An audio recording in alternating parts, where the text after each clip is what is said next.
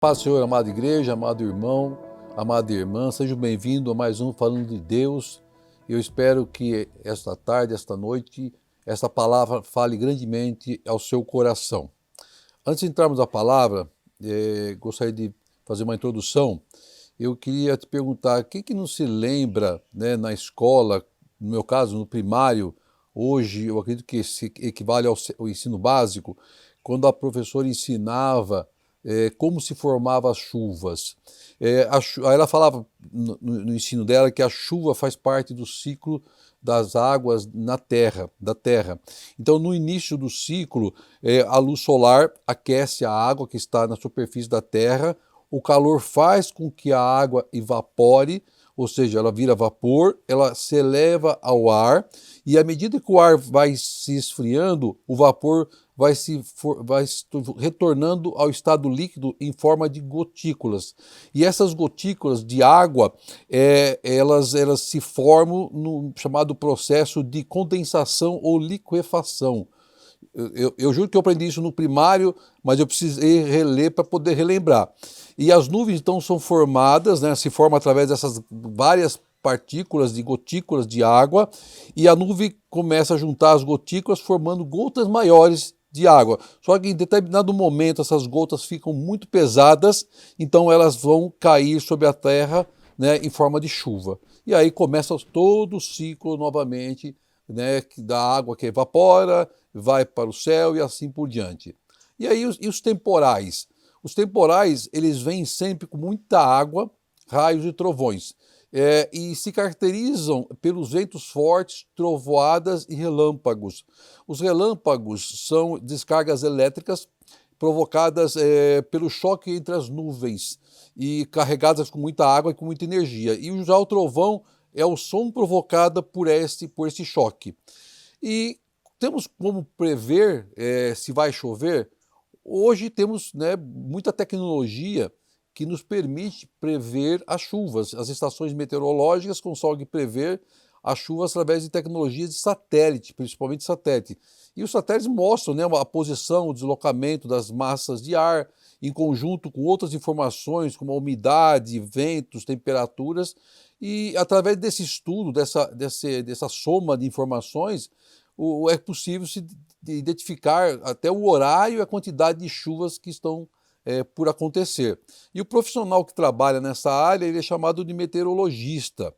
A minha querida, né, e falecida mãe, ela gostava muito de ouvir na Rádio Jovem Pan o meteorologista que se chamava Narcísio Vernizzi, o homem do tempo.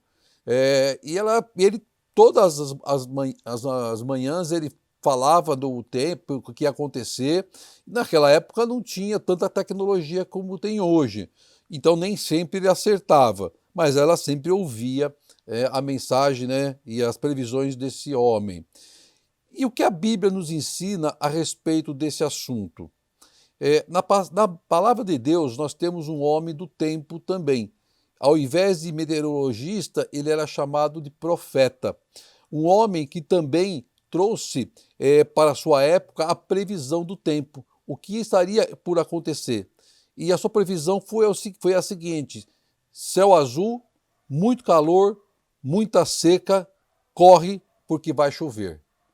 Esse homem era o profeta Elias. E eu convido a você, se você puder, abrir sua Bíblia, pegar sua Bíblia, em 1 Reis 18, do versículo 41 ao versículo 46. Diz assim a palavra de Deus: Então disse Elias a Acabe: Sobe, come e bebe, porque há ruído de uma abundante chuva. E Acabe subiu a comer e a beber, mas Elias subiu ao cume do Carmelo e se inclinou por terra e pôs o seu rosto entre os joelhos. E disse ao seu servo: Sobe agora e olha para o lado do mar. E subiu e olhou e disse: Não há nada. Então disse ele: Volta lá 7 vezes. E sucedeu que a 7ª vez disse: Eis aqui uma pequena nuvem como a mão de um homem, subindo do mar. Então disse ele: Sobe e dize a Acabe: Aparelha o teu carro e desce para que a chuva não te impeça. E sucedeu que, entretanto, os céus se enegreceram com nuvens e ventos, e veio uma grande chuva. E Acabe subiu ao carro e foi para Israel. E a mão do Senhor estava sobre Elias, o qual cingiu os lombos, e veio corrente perante Acabe até a entrada de Israel. Elias era um profeta, o seu nome significava Javé é o meu Deus, ou Jeová é o meu Deus. Elias foi um profeta conhecido por ter realizado grandes feitos em nome do Senhor. Por meio das suas profecias, desceu o fogo dos céus, tornou a viver o filho de uma viúva, não choveu, choveu, entre outras. A palavra nos relata que Elias foi arrebatado em uma carruagem de fogo, e ele viveu no tempo do reinado do rei Acabe. Sempre se permaneceu fiel a Deus, sempre sendo uma referência contra a idolatria ao Deus Baal e em defesa do culto ao Deus de Israel. Quando falamos de chuvas fortes, o que vem na nossa mente, o que vem na nossa cabeça, o que vem nos noticiários, sempre é uma tragédia. Desgraça, perdas, enchentes, lágrimas, mortes, dores, vias e rodovias fechadas, o medo, desmoronamento, deslizamento, entre outros. Só vem desgraça, só vem notícias trágicas, sempre que se fala em chuvas fortes. Mas em alguns lugares e terras, chuvas fortes significam bênção. O Nordeste brasileiro é exemplo disso. Muita seca e quando chove, atrás vem a bênção. É exatamente dessa chuva que a palavra que lemos nos relata. Chuva trazendo bênção. Então eu quero te convidar, meu irmão e minha irmã, para você se preparar. Pega a tua capa, pega o teu guarda-chuva, fecha a tua janela, fecha a tua porta, comece a glorificar o nome de Deus, porque vai chover. E a chuva que vem é chuva de bênção.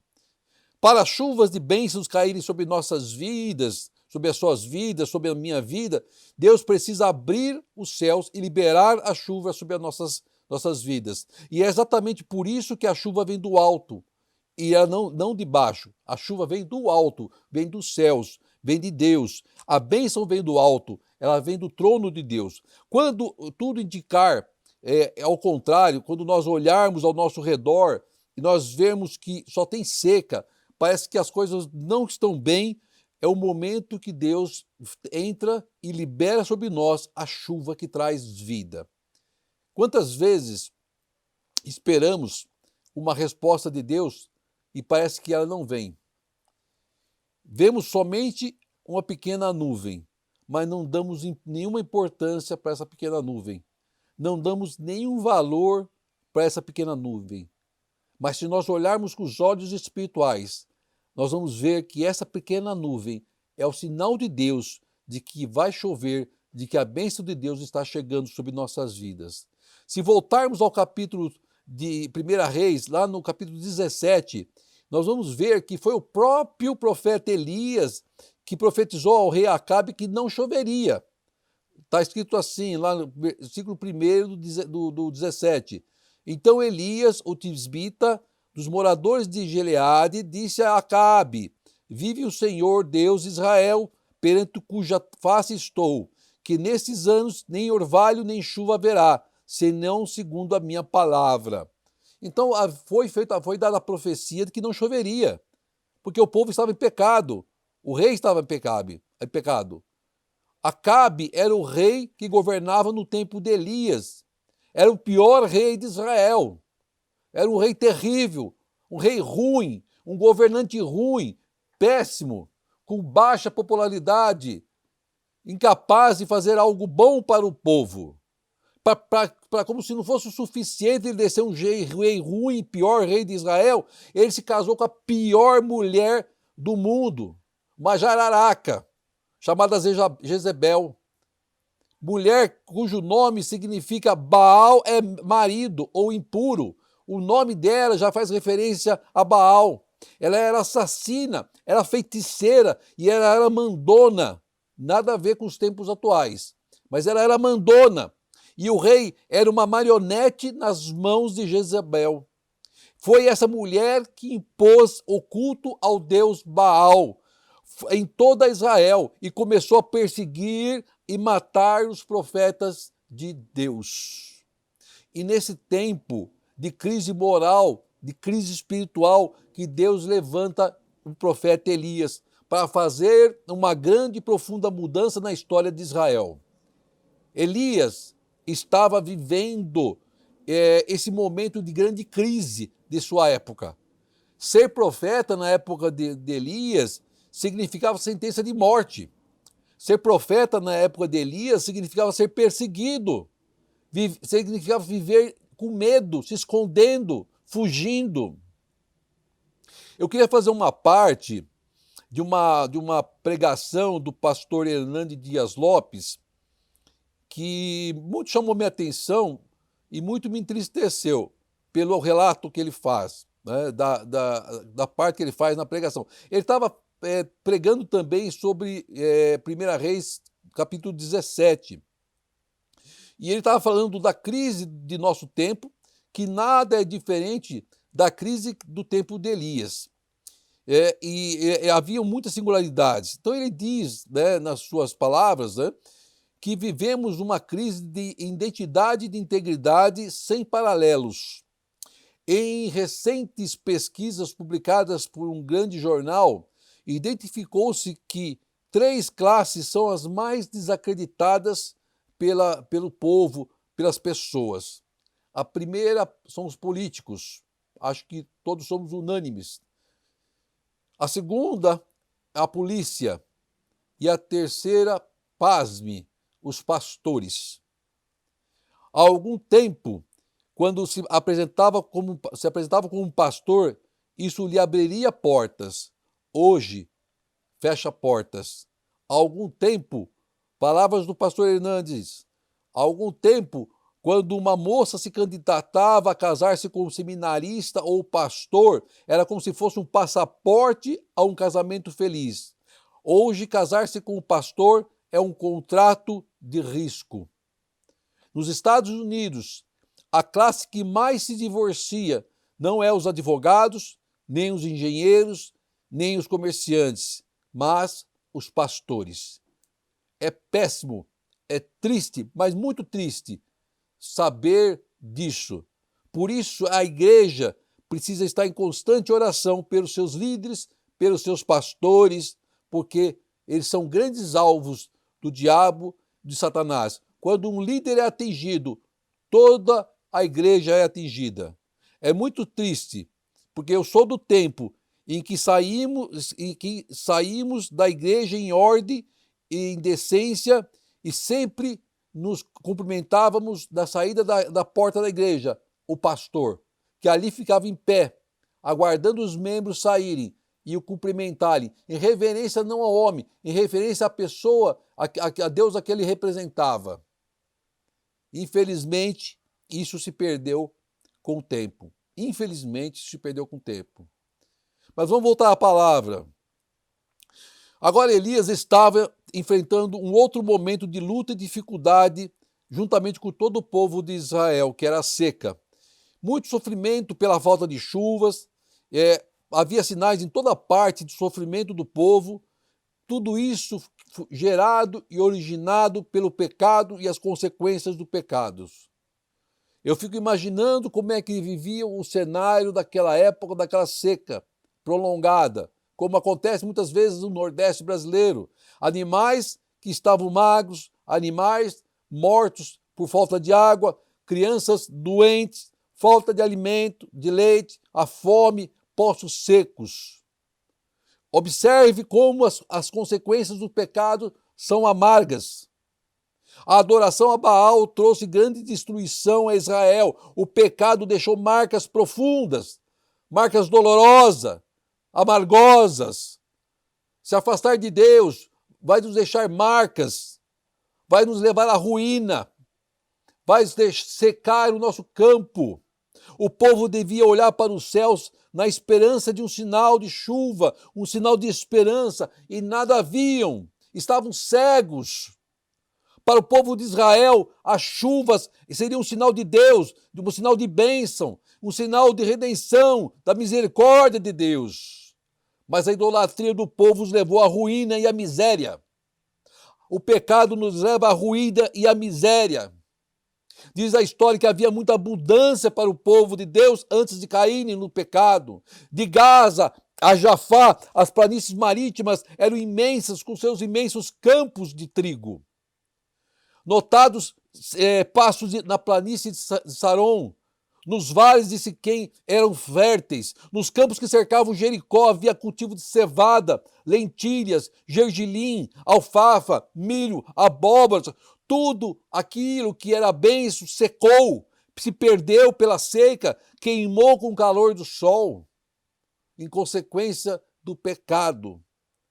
Para o povo de Israel, a previsão do tempo de todo dia era sempre a mesma: céu azul, muito calor, solo árido, seca, sinais de morte. Não havia, parece que, esperança, uma completa desolação em Israel. Aí vem o profeta de Deus, no meio daquele cenário devastador e seco, sem vida, e diz ao rei Acabe: já ouço um ruído de muita chuva. Lá no versículo 41, então disse Elias a Acabe: sobe e come e bebe, porque há ruído de uma abundante chuva. A palavra nos relata que o profeta orava a Deus constantemente, continuamente. Ele se prostrou, ele colocou o rosto em terra, no meio dos seus joelhos. Ele orou, ele intercedeu pelo povo, ele intercedeu para que aquela situação parasse e fosse interrompida de seca. Elias amava a Deus, amava o povo e conhecia as suas necessidades. Então diz a palavra que ele sobe ao cume do Carmelo para falar com Deus. Sabe o que significa o cume do Carmelo? Significa que é um tipo de um jardim, uma cadeia de colinas que termina por uma parte alta, elevada, que é o pico, né, que é chamado cume. E era um lugar de culto desde a antiguidade, lá do profeta Isaías, quando ele fala o esplendor do Carmelo. E logo à frente dos montes havia o mar Mediterrâneo. Então eles conseguiam avistar o mar Mediterrâneo. Por isso que ele fala para o servo dele, né, para olhar para o mar. Então Elias chega àquele monte com seu coração quebrantado, vindo de uma batalha que durava já quase 4 anos. Apesar da longa batalha, Elias tinha fé, ele não desistiu de buscar a Deus e de esperar de Deus uma resposta. Ele sabia que o Senhor estava prestes a acabar com aquele sofrimento, sabia que bastava Deus um sinal. Ainda que o sol e o céu não dessem a mínima aparência de que algo melhor ou de que algo mudaria, ainda que as circunstâncias daquele dia em nada indicasse uma melhora ou sinal de chuva, ainda assim Elias creu na resposta do Senhor, na resposta de Deus, creu que viria um sinal de Deus de que haveria chuva. E ele, em sua humildade, se inclina e ora ao Eterno, ora a Deus. Mas Elias subiu ao cume, no versículo 42, do Carmelo, e se inclinou por terra, e pôs o seu rosto entre os joelhos. Elias era íntimo de Deus. Quantas e quantas passagens nós vamos ler dos milagres que Elias foi usado por Deus a trazer ao povo. Mas ele se prostrava à presença do Senhor. Ele se prostrava a Deus. Aí no versículo 43 diz que ele disse ao seu servo: sobe agora e olha para o lado do mar. E subiu e olhou e disse: não há nada. Então disse ele: volta lá 7 vezes. Eu vou fazer o papel de tentar interpretar a conversa de Elias com o seu servo, que não sei o nome, porque a Bíblia não relata o nome dele, mas o profeta Elias está lá naquele cume do Carmelo, e juntamente com o seu servo. Então ele chega para o seu servo: servo, eu quero que você vá lá no cume, vá lá no alto, e aviste o mar, e vê para mim se você vê alguma coisa diferente, vê para mim se você vê algum tipo de sinal. E o servo sai, né, recebe a notícia do Senhor: Senhor, meu Senhor, eu vou fazer como o Senhor me diz. E ele sai e vai para o cume do Carmelo, vai lá para o pico da colina. Eu não sei qual era a distância, não sei qual era o tempo que ele tinha que percorrer para fazer isso, mas não devia ser nada curto. Uns dizem que era em torno de 1 quilômetro. Eu realmente não sei, não tenho esse conhecimento de qual era a distância, porque não é relatado. Mas ele foi, ele obedece a Elias. E ele chega lá, olha e volta para trazer a notícia a Elias. E ele chega para Elias, profeta do Senhor, eis que não vi nada, nada no céu, a não ser um céu limpo, sem nuvem. Aí o que Elias fala para ele? O que você acha que Elias deveria falar? Legal, meu servo, obrigado pela informação, senta aí, descansa um pouquinho, bebe uma água, né? Dá uma cochilada. Não, ele fala, volta lá 7 vezes e me traz a notícia. Aí vai lá o servo falou, e fala para o profeta, falou, amém, profeta, vou fazer isso. Mas será que isso é o que passava na cabeça dele? Eu imagino que eu no lugar dele falaria assim, pô, esse profeta tá maluco, né? 7 vezes vou subir lá? Mas por que vou subir lá 7 vezes? Pô, já não falei para ele que não vi nada, não tem nenhuma nuvem. Por que ele quer que eu suba lá 7 vezes? Vou me cansar 7 vezes? Mas a Bíblia não relata isso, eu estou divagando. Ele obedece e faz. Como Naamã questionou também. Por que eu tenho que mergulhar 7 vezes nesse rio que eu não conheço, se é limpo, se é sujo? Lá no meu país, os rios são mais bonitos que esses. Mas a questão não está no ir 7 vezes, a questão está no obedecer à voz do Senhor. E Elias era um profeta de Deus, e então o servo sobe lá pela segunda vez, e vem pela segunda vez com o mesmo recado, não vejo nada. Volta lá pela terceira vez com o mesmo recado, não vejo nada. Volta lá pela quarta, pela quinta, pela sexta vez, a mesma notícia, não vejo nada. Mas na 7ª vez, quando ele volta, ele faz, eis que eu vejo uma pequena nuvem do tamanho da mão de um homem. E o que o profeta diz? Este é o sinal de Deus de que vai chover. Aleluia! Esse é o sinal de Deus que a chuva vem, irmão. Uma pequena nuvem do tamanho da mão de um homem. Nós não damos valores, às vezes, aos pequenos sinais do Senhor. Fique atento àquilo que Deus nos mostra, aos pequenos sinais de Deus. Porque na 7ª vez, o servo de Elias vem com a notícia diferente. Está lá no versículo 44. E sucedeu que a 7ª vez disse, eis aqui uma pequena nuvem, como a mão de um homem, como do tamanho da mão de um homem. Imagine uma nuvem como o tamanho da mão de um homem. Tão pequena, tão insignificante, tão inexpressível. Mas para o homem de Deus, é o sinal de Deus, é o sinal do Senhor, que a bênção está chegando.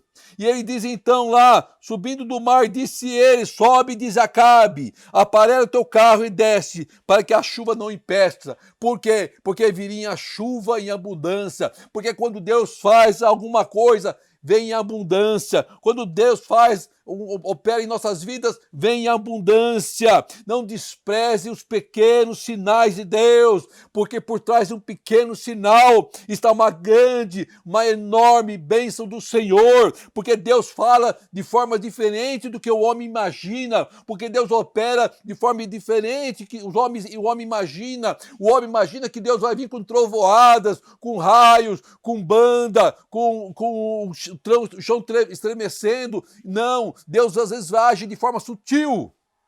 E nós temos que estar atentos para ouvir, para ver os sinais do Senhor. Por trás daquela pequena nuvem, do tamanho da mão do homem, era sinal mais do que suficiente para o homem de Deus entender que a chuva estava por vir.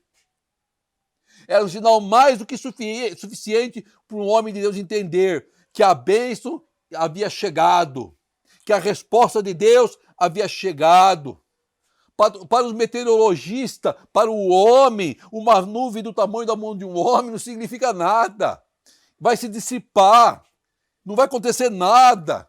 Isso não vai mudar o cenário. Mas para um homem de Deus, mas para Deus, ela encheria os poços, ela regaria a terra, ela faria florescer os campos, mataria a sede dos animais, mataria a sede dos homens, faria crescer os frutos, traria prosperidade ao povo. O versículo 45 confirma: e sucedeu que, entretanto, os céus se enegreceram com nuvens e vento, e veio uma grande chuva. Eu quero te perguntar, meu irmão, quero te perguntar, minha irmã, o que você vê? Se você olhar para o céu agora, sair da sua casa, lá no seu quintal, e olhar para o céu, o que você vê? O que você vê? Olhe com os olhos espirituais. O que você vê? Eu vejo uma pequena nuvem. Eu vejo a resposta de Deus às minhas orações. Eu vejo a resposta de Deus ao meu clamor. Eu vejo o sinal de Deus para a minha vida. Eu vejo que não vou perecer. Eu vejo que a chuva está chegando. Quando a tua fonte seca, o manancial de Deus continua jorrando sobre tua vida. Quando a sua despensa está vazia, o celeiro de Deus continua cheio, irmão. Aprenda a depender mais do provedor do que a provisão. Aprenda a depender mais de Deus do que da sua força do teu braço. Olha para os céus e creia. Creia na nuvem de Deus que está sobre a sua cabeça, que esse é o sinal que vai chover. Vai chover sobre a sua vida. Quando você olhar para a sua despensa e ver o sinal de que... Desculpa, quando você olhar para a sua despensa e ver apenas um pacote de farinha, glorifique a Deus, porque esse é o sinal de que o seu celeiro vai estar cheio de abundância. Quando você ver que seu azeite será o último para uma refeição, glorifique o nome de Deus, porque a sua botija vai transbordar. Quando falarem para você que é impossível reverter a sua causa, glorifique o nome de Deus, porque esse é o sinal de que a vitória é sua. Quando o médico te der um parecer de diagnóstico que não há cura, glorifique o nome de Deus, porque esse é o sinal que você será curado. Em nome de Jesus, glorifique o nome de Deus, não desanime, veja com os olhos espirituais, não desista, saia para fora, se molhe, se encharque nas chuvas do Senhor, porque Deus vai mandar chuva, vai mandar bênção em abundância, porque Deus é Deus, tudo que Deus faz é grande, tudo que Deus faz é maravilhoso. Nós achamos que tudo é pequeno, tudo é impossível, mas no meio do impossível é Deus agindo. A nuvem pode parecer pequena, a nuvem pode parecer insignificante, a nuvem pode não ter nenhum valor para meteorologista, para o homem, mas você é um homem de Deus, você é uma mulher de Deus. Então, como mulher de Deus, haja como um homem, uma mulher de Deus e creia pela fé no poder de Deus. E você e sua família serão abençoados no nome santo de Jesus. Amém e amém. Glória seja dada ao Senhor. Amém.